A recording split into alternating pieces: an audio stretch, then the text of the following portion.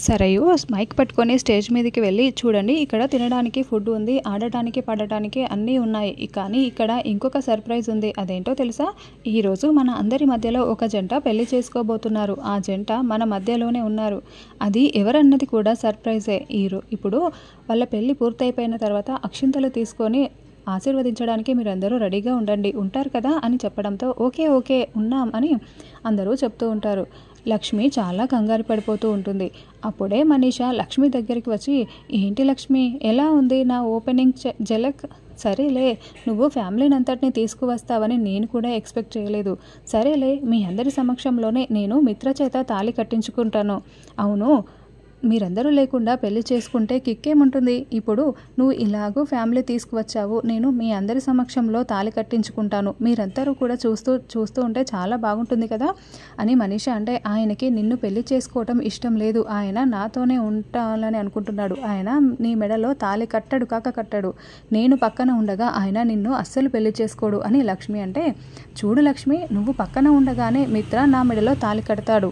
యుద్ధానికి వెళ్తున్నప్పుడు ఆయుధాలు ఇంపార్టెంట్ చూస్తూ అక్కడి నుంచి వెళ్ళిపోతుంది. అప్పుడే మిత్ర ఫ్రెండ్స్ కొందరు వచ్చి, బాగుంది మిత్ర, మేమైతే మా పిల్లల ముందు వేరొక అమ్మాయిని చూడడానికి భయపడుతున్నాం, నువ్వేమో బృందావనంలో కృష్ణుడిలాగా ఉన్నావు, భార్యని పక్కన పెట్టుకొని ప్రియురాల్ని ఇంకో పక్కన పెట్టుకొని ఎంజాయ్ చేస్తున్నావు, నీ అంత లెక్క ఎవరికి ఉంటుందిలే అని అతను అసభ్యంగా మాట్లాడుతూ ఉంటే, రే అంటూ వెంటనే మిత్ర అతన్ని మెడ పట్టుకుంటాడు. మిత్ర గారు ప్లీజ్ వదలండి, అందరూ చూస్తున్నారు అని లక్ష్మి సర్ది చెప్తూ ఉంటుంది.